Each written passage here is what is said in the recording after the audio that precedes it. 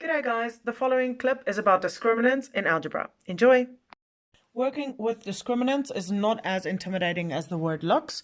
The reason why we use discriminants is to find out or to figure out how many solutions a quadratic equation has. So the rule that we use is this triangle is a symbol for discriminants. So the discriminant will be equal to b squared minus 4ac. This looks a lot like the quadratic formula we use.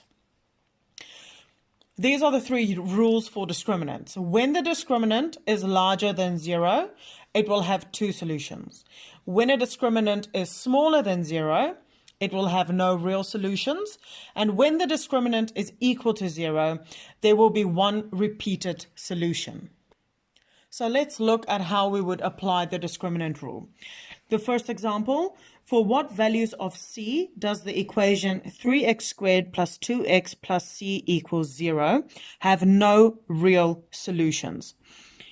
The way that I know I need to use discriminants is if I give you the option of how many solutions a quadratic equation will have. In this case, I have said that the discriminant will have no real solutions. So what I need to do is I need to use the information in this equation, substitute it into the discriminant rule, and put my discriminant rule into the middle line because I said there will be no real solutions. When I substitute the information in my quadratic equation into my discriminant rule, it'll read 2 squared minus 4 times 3 times c. When I simplify that, my discriminant is equal to 4 minus 12c. I have said that my discriminant will have no real solutions. I always need to put a discriminant equal to 0. So I am going to put my discriminant as smaller than 0, like my rule has stated. So what I need to do now is I need to put this information into the discriminant's place. So I will have 4 minus 12c is smaller than 0. Need to find the value of c. Take the 12 over.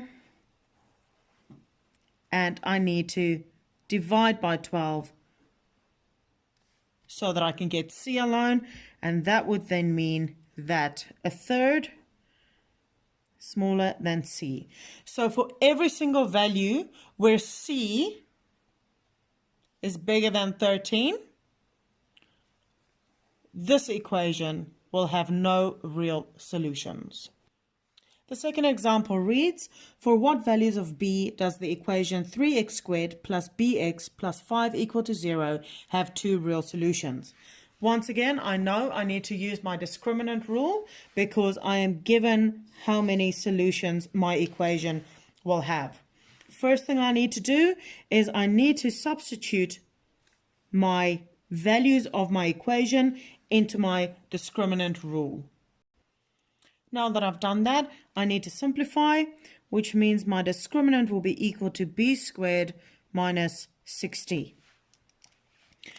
Now that I know my discriminant or my equation will have two real solutions, I need to write this rule down. So my discriminant will be bigger than 0. Now that I have this, I need to substitute my value of my discriminant into the new equation. Now I need to simplify by taking the 60 over symbol. After we've gotten to this stage, then we need to find the value of b.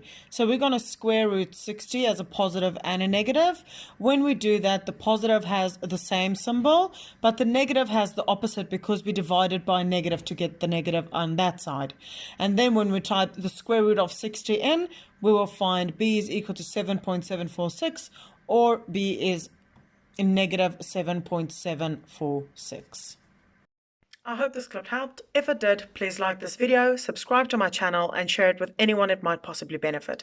If you've got any questions, please drop it in the comment section below, and I'll get back to you as soon as I can. Also find the link to the quadratic formula over here. Thanks for watching, guys. See you next time. Bye.